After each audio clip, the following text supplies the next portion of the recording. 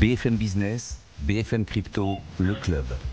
Sandra Gandoin. Je suis ravie de vous retrouver pour BFM Crypto, le club. Ravie d'être avec vous cette nouvelle semaine, tout simplement au sommaire aujourd'hui. On a beaucoup de choses à dire pour cette première émission de la semaine. On va parler de l'actu aux États-Unis, Donald Trump qui tient ses promesses, quelles conséquences sur le secteur, sur le cours du Bitcoin aussi. On va voir ça avec Pauline Armandet dans un instant. Et puis on reviendra sur la sécurité des détenteurs de crypto, quelques jours après la libération de David Balan et de sa compagne. Que faut-il mettre en place concrètement pour éviter ces situations? On va répondre à cela, notamment avec Grégory Raymond, cofondateur de The Big Whale et auteur de ce livre qui sort. Il sort quand d'ailleurs, Grégory? Il est sorti mercredi dernier. Voilà, Bitcoin Crypto, l'enjeu du siècle chez Talent Édition. On va y revenir. Et puis enfin, le secteur se structure en Europe. C'est une bonne nouvelle. Illustration dans un instant avec Quarks qui va nous annoncer une nouvelle sur ce plateau. Marc Écorché, bonjour. Le président de Quarks est avec nous. On va y revenir dans un instant. Bonjour Pauline Armandet. Bonjour Sandra. Vous allez bien? Ça va bien et vous? Bah oui, on va voir les dernières infos avec vous et notamment Donald Trump qui tient finalement ses promesses à l'égard de l'écosystème crypto. Plusieurs chantiers à lancer au cours des prochaines semaines et il s'y met, le président américain, Pauline.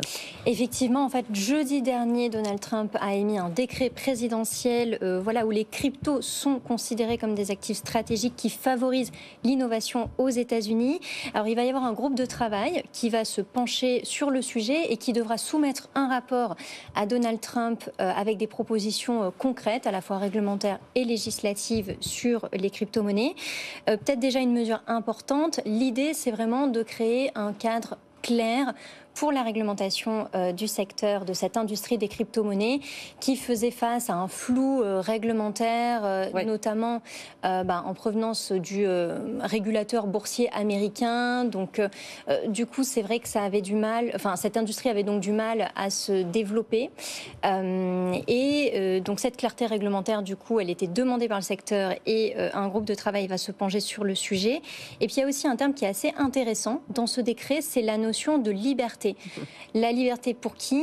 À la fois pour les sociétés crypto, mais aussi pour les individus qui peuvent vraiment participer à la fois à cet écosystème, donc vraiment faire grandir cette industrie et aussi utiliser les crypto-monnaies.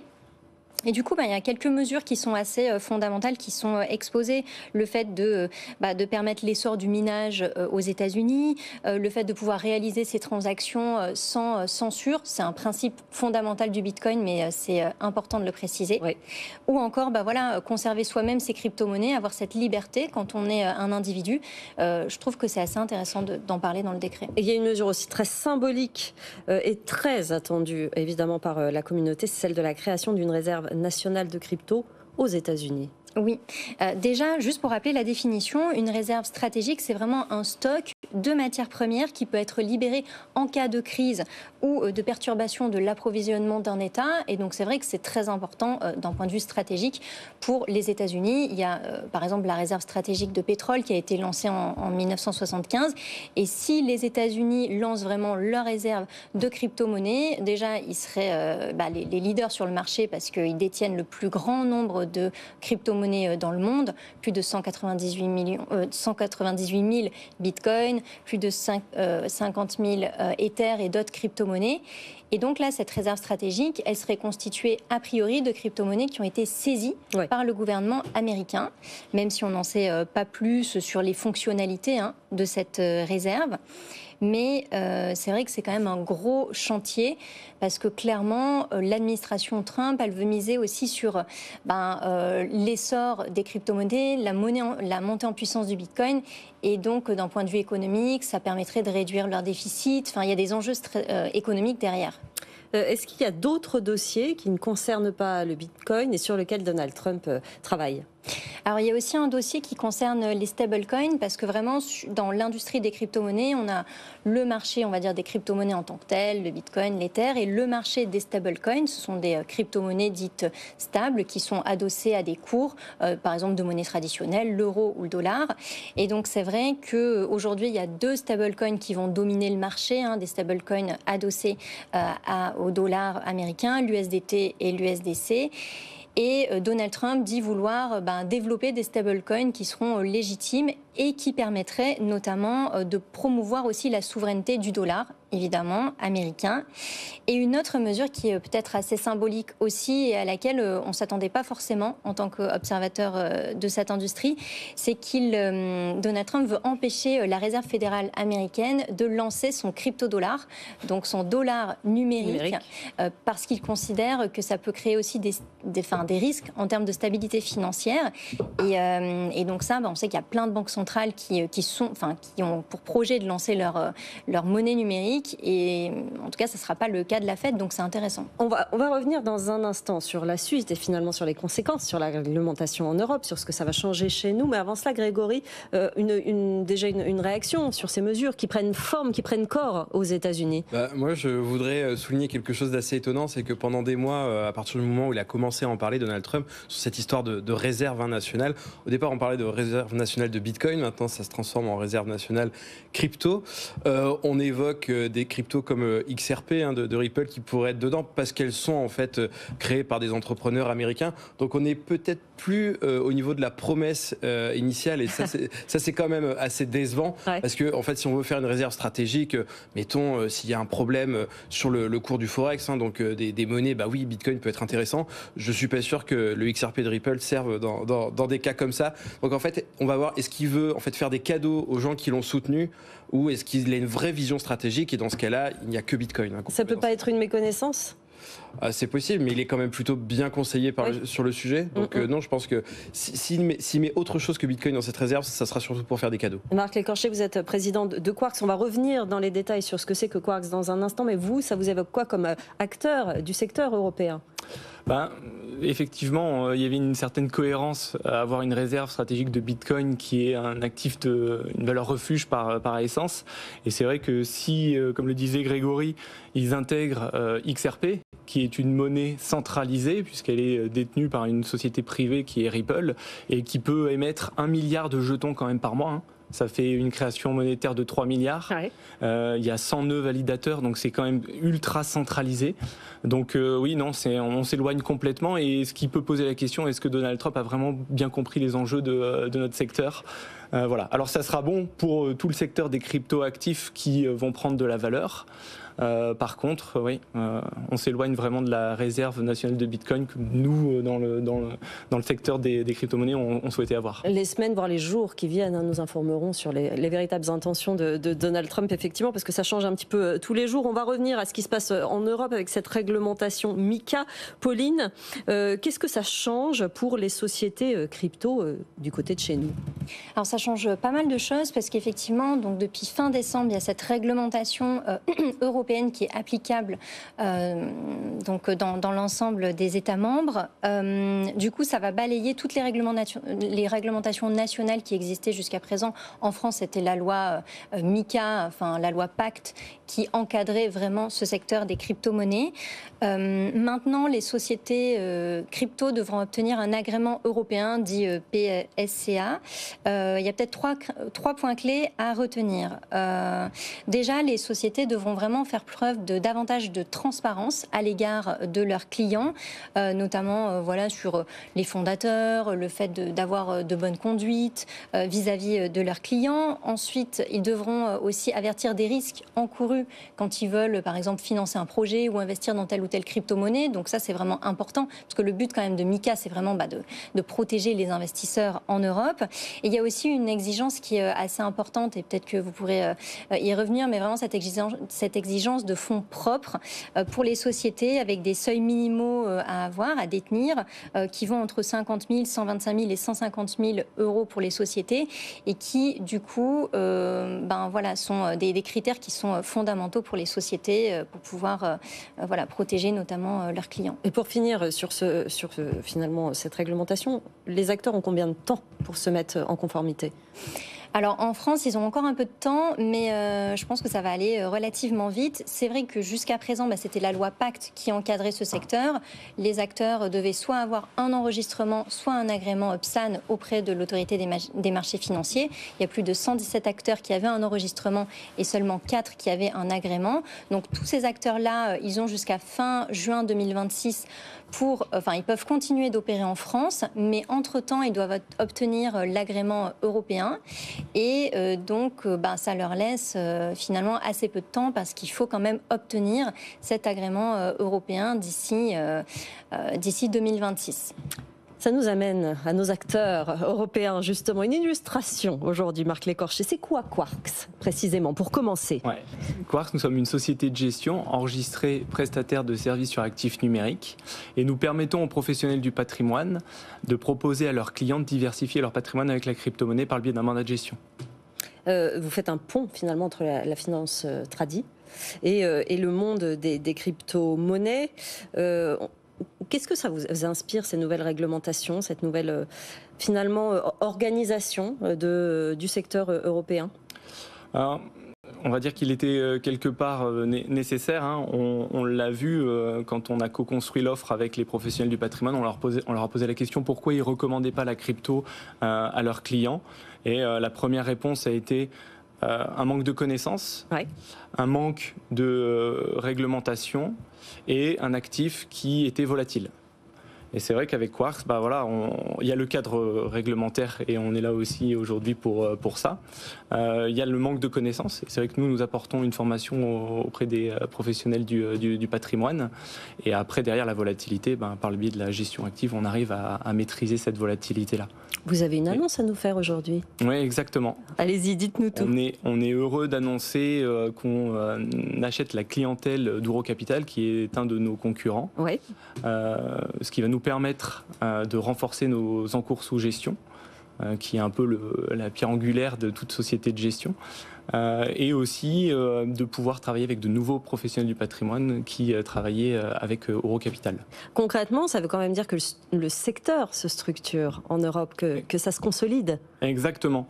Donc du coup, il y avait cet enregistrement PSAN qui est issu de la loi Pacte et qui permettait de donner un cadre réglementaire, un des premiers en Europe.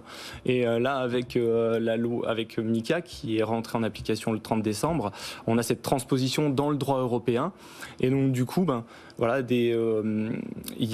c'est un bouleversement pour notre écosystème, puisque justement on disait il y a des exigences qui sont assez élevées. Nous chez Quarks, on s'y prépare depuis 1 an. On a investi des sommes qui sont considérables pour être justement compliant avec cette loi MiCA. On a déposé notre dossier de préinstruction auprès de l'AMF et nous espérons obtenir l'agrément PSCA au cours de l'année 2025. Actuellement, il n'y a aucun acteur français qui a cet agrément PSCA. Donc que PSAN, il y en a quelques-uns.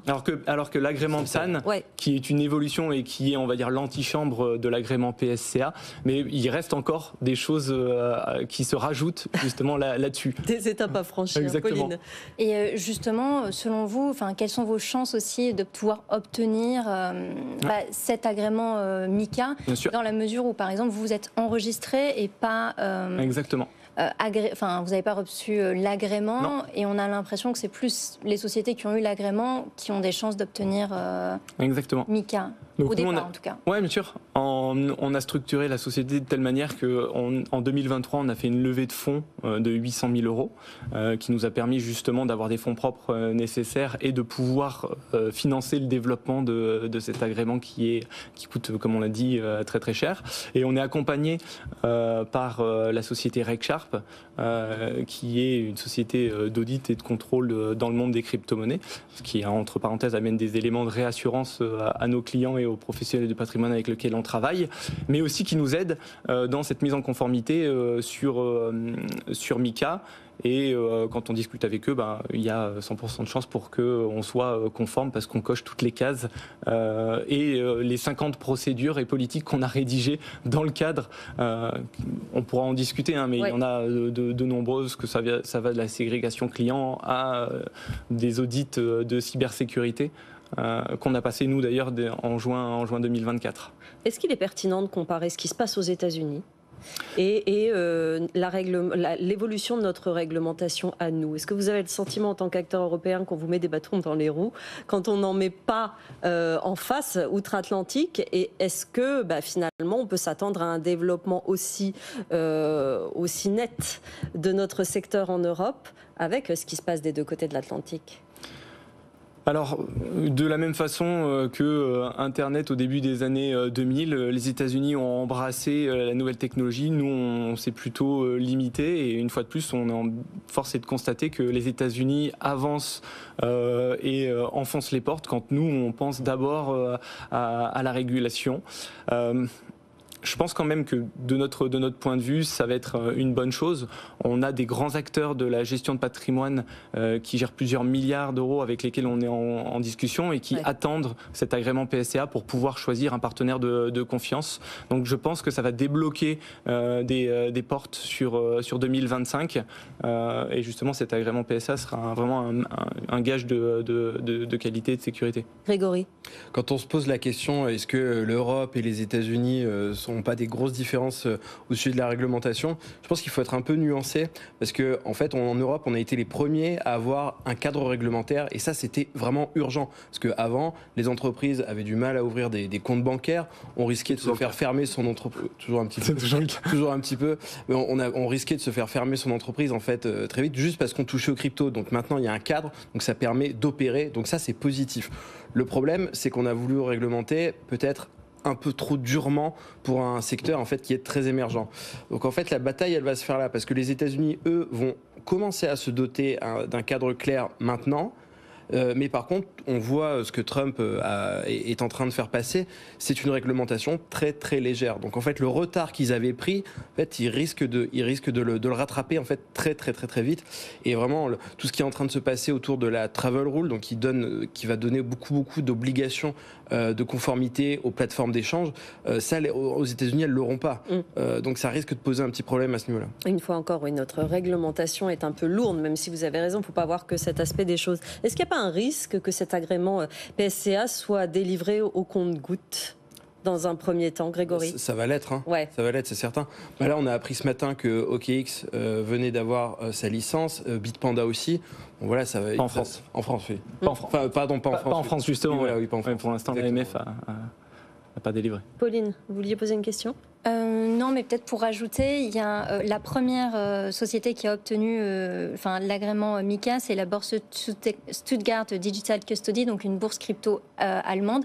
C'était la semaine dernière, donc à l'heure actuelle, il y a effectivement très très peu d'acteurs qui ont obtenu cet agrément et aucun Français, effectivement. Parce qu'il y a des éléments qui se rajoutent au fur et à mesure. Hein. On parle maintenant d'ESG dans le domaine des cryptos. Oh bah oui. Voilà, c'est ça. Pourquoi pas. Je fais partie du comité PSAN de la DAN et c'est vrai qu'on a beaucoup de réunions à ce sujet. C'est forcément ça. C'est des éléments qui font peur. Et je pense que là, il faut vite faire pas machine arrière, mais au moins mettre en pause parce que en face, on a les États-Unis qui accélèrent. Par ajouter encore plus de complexité et de coûts pour les sociétés. Et puis il y a une demande. Il y a une demande de la part des investisseurs. Il y a une demande de la part des gens entre guillemets lambda qui veulent adopter. On leur dit que ce secteur va exploser dans les années qui viennent. Il y a une demande à ce niveau-là. Donc il faut pouvoir y répondre. Et surtout bien accompagner. Parce et je pense que c'est notre mission chez Quarks. On voit beaucoup de clients qui sont venus nous voir et qui nous ont dit on a perdu de l'argent en crypto. Et là, on leur répond, mais comment c'est possible? Ça a été la meilleure classe d'actifs sur les 10 dernières années. Justement, par les biais comportementaux, quand on investit tout seul, quand on n'est pas accompagné, on va se dire Bitcoin est déjà beaucoup trop cher, je vais aller chercher une autre crypto-monnaie, je vais concentrer, parce que comme j'ai pas énormément d'argent, je vais investir que dans une autre crypto-monnaie, et peut-être un même coin. On l'a vu, même comme Trump, on pourra en parler, mais c'est voilà. Et en fait, les gens rentrent par le biais de la mauvaise porte sur un actif qui rend encore plus volatile. Et là, les biais comportementaux jouent énormément, dans le sens où ils vont prendre peur, ils vont vendre au mauvais moment, ils vont acheter au mauvais moment. Ce qui peut aller à l'encontre du développement du secteur. Ce qui va à l'encontre, et c'est là où vraiment il y a un besoin d'accompagnement. Grégory? Non, je suis totalement d'accord. Vous en parliez à l'instant, la création du Trump et du Melania. En soi, sur le moment, c'était assez marrant de voir cette évolution. Ça n'a pas été forcément très bien pris par le secteur, même aux États-Unis. C'est un mélange des genres. Ouais. Moi, je trouve que le secteur a été bien silencieux en fait sur le sujet, parce que tous ces grands patrons qui ont soutenu Trump, je pense notamment à Brian Armstrong, le CEO de Coinbase, Michael Saylor, le CEO de MicroStrategy, ils n'ont pas dit grand-chose quand le memecoin est sorti, et c'est quelque chose qui décrédibilise profondément le secteur, parce que ça vaut rien en fait ce truc. C'est comme si en fait quand il vend son memecoin, c'est comme quand il vend sa casquette Make America Great Again, sauf qu'en fait étant donné que c'est librement échangeable, il y a un prix qui fluctue. Et lui, en fait, il est tout le temps gagnant derrière. Donc, en fait, on est en train de s'apercevoir que Trump, en soutenant les cryptos, en fait, c'est juste pour se faire plus d'argent. Et on parlait tout à l'heure de cette histoire de réserve de Bitcoin qui n'est peut-être pas en fait une réserve de Bitcoin, mais plus largement de crypto un peu hétéroclite. Tout ça, en fait, ça montre qu'il manque peut-être de vision. Ouais, c'est intéressant. Pour revenir à une dernière question sur Quarks, qu'est-ce que vous demandez, quelles sont les questions qu'on vous pose le plus souvent chez les gestionnaires finalement et vos clients pour que le secteur se développe le mieux possible, qu'on fasse justement les bonnes actions et qu'on n'aille pas dans des choses inutiles ou contre-productives? Je pense déjà c'est le premier point, c'est bien expliquer et comprendre ce en quoi on investit. Ça paraît être du bon sens, mais au final c'est ça, et on se rend compte qu'avec l'accompagnement qu'on fait avec nos partenaires, les réunions, et c'est l'avantage de Quarks, on passe beaucoup de temps à former nos partenaires et aussi à rencontrer leurs clients pour lever les derniers freins pour l'investissement en crypto, et après derrière avoir une équipe. Chez Quarks on est 3 gérants et on est au total 10 personnes à travailler chez Quarks. L'équipe, on a plus de 30 ans d'expérience dans la gestion d'actifs. On a un algorithme qui nous aide à prendre des décisions de gestion éclairées. Donc c'est tout ça qui nous permet d'avoir une gestion qui est cohérente. Et quand on met tout ça ensemble, on a réussi à faire le pont entre la finance traditionnelle et les clients sont satisfaits. Voilà, je pense que c'est le point le plus important. C'est en marche, ça se consolide. C'est plutôt rassurant, effectivement, de voir les acteurs qui avancent dans ce secteur en Europe. La dernière info qu'on voulait traiter, évidemment, c'est ce qui s'est passé la semaine dernière à Grégory. C'est cet enlèvement, cette séquestration de l'un des cofondateurs de Ledger, David Ballan, avec sa compagne, enlevé, séquestré, retrouvé mercredi. Les ravisseurs ont cru qu'il pourrait partir avec une rançon en crypto. Et c'est là que le bas blesse, en quelque sorte, parce que finalement c'est des situations qui se répètent de plus en plus. Qu'est-ce que ça dit de ces gens-là? Ça dénote d'une méconnaissance du fonctionnement des comptes crypto, ça dénote d'un amateurisme, ou au contraire finalement c'est quelque chose qu'il va vraiment falloir surveiller? Alors, il y a un peu de tout là-dedans. Effectivement, il va falloir surveiller ça et on aura l'occasion peut-être d'en parler un petit peu après. Mais sur le mode opératoire des gens qui ont été dans cette affaire-là, on peut dire qu'ils ont été extrêmement amateurs. Pas sur le terrain, parce que c'était un commando ultra violent et bon, visiblement... C'était de la vraie criminalité. Voilà, c'est ça. Par contre, ils ont demandé des rançons dans des crypto-actifs très traçables, qu'on pouvait geler facilement. Et d'ailleurs, c'est ce qui s'est passé. Une très très grosse partie de la rançon a été gelée. Actuellement, il y a une enquête sur la blockchain de plein de personnes de la communauté. Donc, ça travaille en fait pour les attraper. Ils auraient pu trouver des moyens beaucoup plus discrets. Ils l'ont pas fait. Donc, ça démontre que c'est des gens qui sont plus ou moins bien insérés dans les circuits de blanchiment, par contre des amateurs en termes de crypto. Ils ont confondu confidentialité et traçabilité, d'après vous? Je pense qu'ils ont un peu trop écouté certains médias ou certains politiques qui disaient que les bitcoins, la crypto, c'était parfait pour commettre des délits, qu'on pouvait s'enfuir très facilement avec.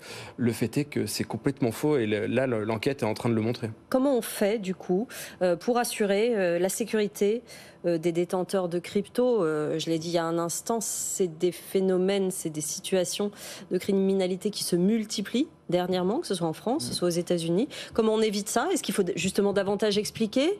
Est-ce qu'il faut...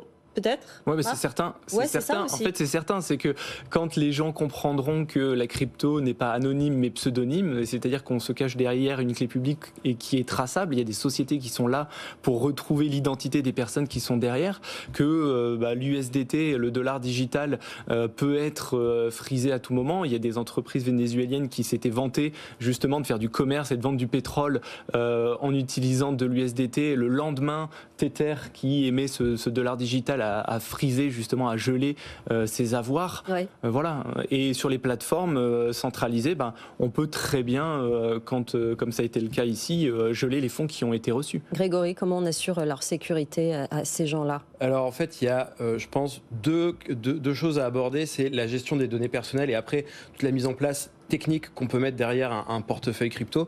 Au niveau des données personnelles, déjà, je pense qu'il faut arrêter de se vanter sur les réseaux sociaux, qu'on a plein d'argent, qu'on a fait plein de gains. Mais ça, c'est pas valable simplement pour la crypto, c'est globalement. Parce que si je dis que j'ai gagné au loto, il y a un risque qu'on vienne m'enlever. Ça, c'est possible. Donc, c'est pas réservé à la crypto. Mais bon, que les influenceurs dont la réussite financière est quand même liée en fait à leur légitimité vont devoir faire attention là-dessus. J'ai discuté de ce sujet-là avec un certain nombre d'entre eux. Effectivement, là, il va y avoir un avant, un après. Il va falloir être plus discret, faire attention quand on poste des photos, que ça, on montre pas sa maison ou quoi que ce soit. Après, là, je rappelle juste des règles de base. Après, sur ce qu'on peut faire si on veut être vraiment proactif, c'est déjà regarder ce qui se dit sur nous, sur Internet, en tapant tout simplement son nom dans Google, en fait, parce qu'on peut voir des adresses en fait qui ressortent, notamment quand on est dirigeant d'entreprise, sur société.com, ce genre de trucs. En fait, on trouve tout. Donc en fait, pour ça, où il faut déménager, où il faut demander au greffe de supprimer l'adresse. C'est des choses comme ça dont on a besoin. Donc voilà, ça c'est un peu les recommandations de base. Après, au niveau technique, sur son wallet, il ne faut pas se contenter juste d'un hardware wallet type Ledger, Trésor. Ça c'est quand on n'a pas trop de crypto-monnaies, quand on dépasse un certain patrimoine. Il ne faut plus qu'on soit les seuls vraiment à conserver ces cryptos. On a besoin d'un peu d'aide. Donc on peut utiliser des portefeuilles où il y a besoin de plusieurs signatures pour faire des transactions. Donc par exemple, avoir besoin qu'un avocat ou un notaire valide une transaction pour qu'elle passe. On peut mettre aussi ce qu'on appelle un time lock dessus, c'est-à-dire que si je fais passer une transaction, automatiquement, il faudra par exemple 7 jours avant qu'elle soit effectuée. Donc ça, c'est des protections supplémentaires. Et vraiment, quand on est dans le cas d'une grosse fortune, paradoxalement, il faut peut-être passer par une banque à qui, en fait, on va donner sa clé privée, donc le mot de passe qui mène aux cryptos.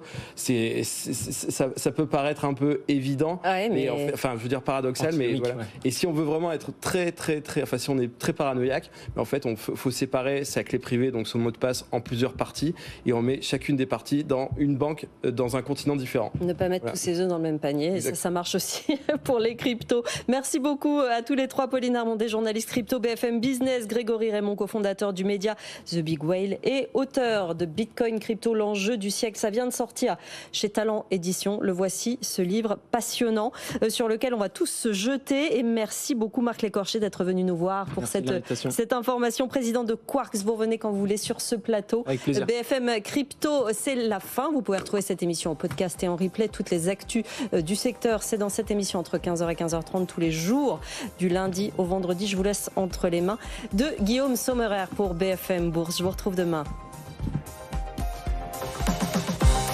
BFM Business, BFM Crypto, le club.